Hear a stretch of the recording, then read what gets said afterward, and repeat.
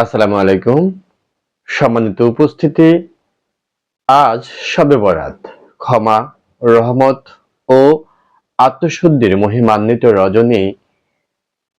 আজকের এই রাত ইসলামী বর্ষপঞ্জির শাবান মাসের 14 তারিখ দিবাগত রাত, অর্থাৎ আজকের এই রাত হলো পবিত্র শবে বরাত।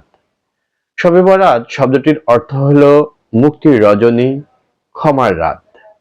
এই রাতকে কেন্দ্র করে মুসলিম উম্মাহর হৃদয়ে জেগে ওঠে আল্লাহর নৈকট্য, আল্লাহর দিদার লাভের তীব্র আকাঙ্ক্ষা, পাপ মুক্ত জীবনের প্রত্যাশা এবং ভবিষ্যৎ জীবনের কল্যাণ কামনা।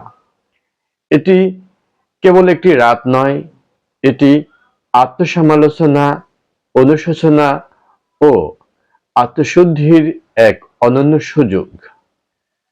হাদিসের বর্ণনা অনুযায়ী এই রাতে আল্লাহ তাআলা আসমানের খুব নিকটবর্তী স্তরে, অর্থাৎ সবশেষ স্তরে এসে অবতরণ করেন এবং বান্দাদের উদ্দেশ্যে ঘোষণা করেন, কে আছো ক্ষমা প্রার্থনাকারী, আমি তাকে ক্ষমা করে দেব। কে আছো রিজিক প্রার্থনাকারী, আমি তাকে রিজিক দান করব। এই আহ্বান ভোরবেলা অর্থাৎ সুবহ সাদিক পর্যন্ত চলতে থাকে।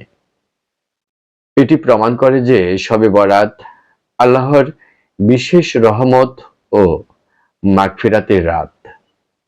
এই রাতে মানুষের ভাগ্য, হায়াত, মৃত্যু, রিজিক ও বিভিন্ন গুরুত্বপূর্ণ বিষয় পরবর্তী 1 বছরের জন্য লিপিবদ্ধ করা হয় বলে ওলামায়ে কেরামগণ অভিমত পোষণ করেন। যদিও এ নিয়ে কিছু বিতর্ক রয়েছে, আমরা বিতর্কের কথা না বলি, আমরা শুধু এই ওলামাদের মতামতের উপর ভিত্তি করে বলি যে একজন সচেতন মুমিনের উচিত এই রাতকে অবহেলা না করে ইবাদত বন্দেগীতে কাটানো, নফল নামাজ, কোরআন তেলাওয়াত, জিকির আজগার, দুরূদ পাঠ এবং বিশেষভাবে তাওবা ইস্তেগফার করে নিজেকে এই রাতে সৌভাগ্যবানদের কাতারে শামিল করা।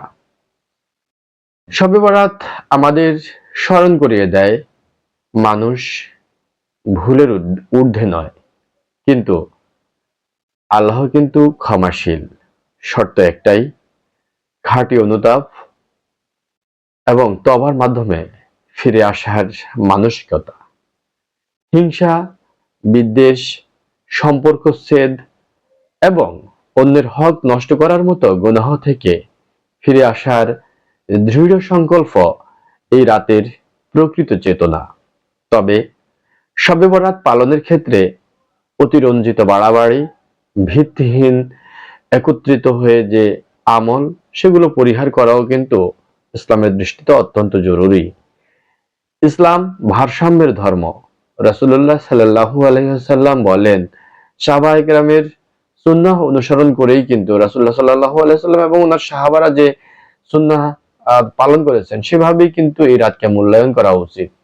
লোক দেখানো আয়োজন করা থেকে বিরত হওয়া এবং একা একা কান্না করে আল্লাহর দরবারে নিজেকে আত্মসমর্পণ করাই হচ্ছে এই রাতের সৌন্দর্য।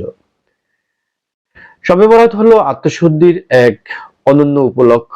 এই রাত আমাদের অতীতের গ্লানি ধুয়ে মুছে নতুন করে আল্লাহর পথে ফিরে আসার সাহস যোগায়।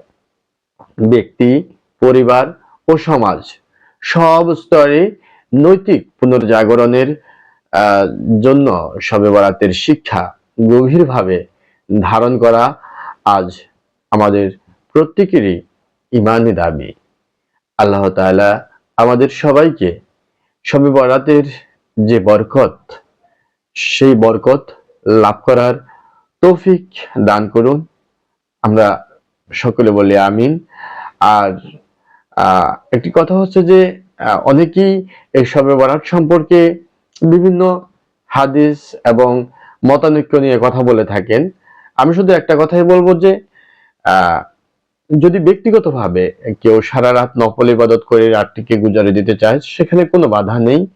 এবং এই নিসফে মিন শাবান অর্থাৎ শাবানের মধ্যবর্তী রজনীর যে তাৎপর্য, সেটা অনেকেই অনেক রকম ভাবে বলতে পারেন, কিন্তু একটি বিষয়ে প্রত্যেকেই কিন্তু দ্বিমত পোষণ করেছেন এবং একটি বিষয় সহিহ হাদিস প্রমাণিত, সেটা হচ্ছে যে এই নিসফে মিন শাবান অর্থাৎ শাবানের মধ্যবর্তী রজনীতে আল্লাহ রাব্বুল আলামিন তার বান্দাদেরকে সাধারণ ঘোষণা ক্ষমা ঘোষণা করেন। পৃথিবীর আমরা যদি দুনিয়াবী জীবনের দিকে তাকাই, তাহলে কিন্তু আমরা দেখতে পাই যে পৃথিবীর প্রত্যেকটি দেশেই, আমাদের বাংলাদেশেও অপরাধীদেরকে সাধারণ ক্ষমা করার একটি কিন্তু দিন আছে। সেটা হচ্ছে যে স্বাধীনতা দিবস উপলক্ষে রাষ্ট্রপতি কিন্তু অপরাধীদেরকে ক্ষমা করে দেন এবং ক্ষমা করে দিতে তিনি চাইলেই দিতে পারেন, এটা আইনত সিদ্ধ।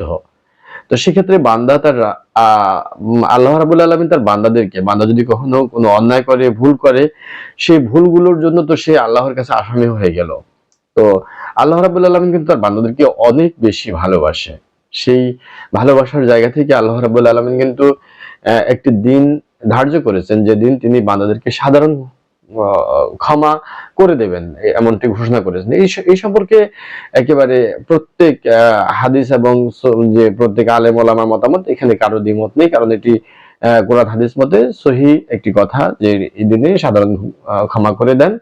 তো এই যে সাধারণ ক্ষমা পাওয়ার জন্য আমাদেরকে অন্তত যদি একটু আল্লাহ রাব্বুল আলামিনকে রাজি খুশি করানোর জন্য একান্তে ক্রন্দন করা, নিজের পাপের কথা স্মরণ করে সারা রাত কোরআন হাদিস তাসবিহ তাহলিলের মাধ্যমে পাঠ করে দেওয়া যায়, গুজারে দেওয়া যায়, তাহলে তো এখানে দোষের কিছু না। আর ইবাদতটা সম্পূর্ণ যেহেতু এককভাবে আল্লাহর জন্যই করা হয়, তাহলে এখানে আসলে দ্বিমত কিংবা এখানে খারাপ কিছু হওয়ার মতো কোনো অবস্থা নেই এবং হওয়ার সম্ভাবনা নেই। সুতরাং আল্লাহ যেন আজকের এই রাতের ক্ষমা থেকে আমাদের কাউকে বঞ্চিত না করেন, সেজন্য আজকে আমাদের দোয়া হবে। আমরা সবাই আল্লাহর কাছে বিশেষভাবে দোয়া করব।